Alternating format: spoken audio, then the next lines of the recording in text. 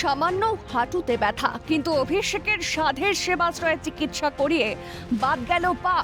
সুস্থ স্বাভাবিক হাঁটা চলা করার পরিবর্তে আজীবনের মতো পা খোয়ালেন মহেশতলার 7 নম্বর ওয়ার্ডের বাসিন্দা মালতী বিশ্বাস। ইতিমধ্যেই ভুল চিকিৎসার অভিযোগ তুলে অভিষেক বন্দ্যোপাধ্যায়, সুমিত রায় ও অয়ন ঘোষ দস্তিদারের বিরুদ্ধে রবীন্দ্রনগর থানায় অভিযোগ জানিয়েছেন মালতী বিশ্বাস। অন্যদিকে এই ঘটনার কথা সামনে আসতেই সরাসরি হস্তক্ষেপ স্বাস্থ্য দফতরের। সোমবার দুপুরে যাবতীয় নথি সহ মালতী বিশ্বাসের পরিবারকে স্বাস্থ্য ভবনে ডেকে পাঠিয়েছেন স্বাস্থ্যমন্ত্রী শারদ মুখোপাধ্যায়। পায়ের জন্য ক্ষতিপূরণের দাবি জানিয়েছেন মালতী বিশ্বাস।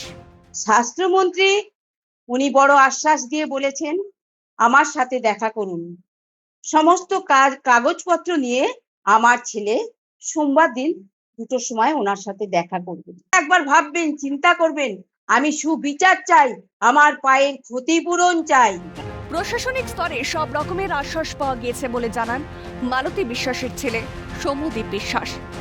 থানা প্রশাসনিক দিক থেকে আশ্বাস দিয়েছেন, তারা উপযুক্ত ইনভেস্টিগেশন করবেন এবং করার পর অবশ্যই একটার পর একটা তারা স্টেপ নিয়ে এগিয়ে যাবেন।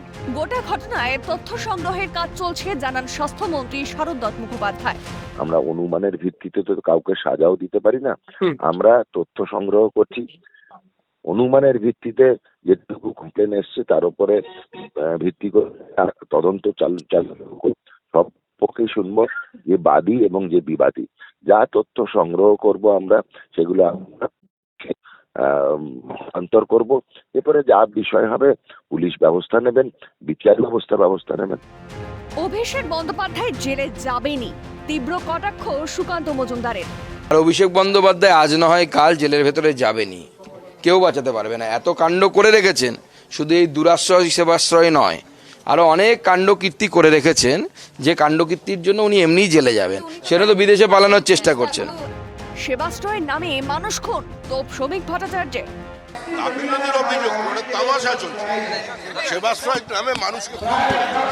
সেবাশ্রয়ের নাম দিয়ে টাকা লুটের বন্দোবস্ত করা হয়েছিল, মন্তব্য দেবজিৎ সরকারের। লুট চলছিল, লুটের ভাগিদার সবাই হয়েছিল।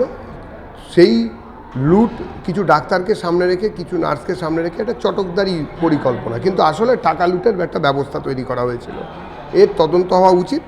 প্রশাসন ঠিক কাজ করেছে, প্রশাসনকে সাধুবাদ জানাই। পুরোপুরি সুস্থ হতে সেবাশ্রয়ে গিয়েই বিপত্তি, খোয়া গেল পা। অভিষেকের এই স্বাস্থ্য কর্মসূচিকে ঘিরে এই প্রথম অভিযোগ নয়, এর আগেও আর্থিক দুর্নীতি সহ ওষুধ নষ্টের মতো একাধিক অভিযোগ জমা পড়েছে। এবারে ফের সেবাশ্রয়ের গাফিলতির এই নতুন অভিযোগে রাজনৈতিক উত্তেজনা দেখা দিয়েছে। ক্যামেরায় জনি মণ্ডলের সঙ্গে বিক্রান্ত রায় ও রাজীব নস্করের রিপোর্ট, ক্যালকাটা নিউজ।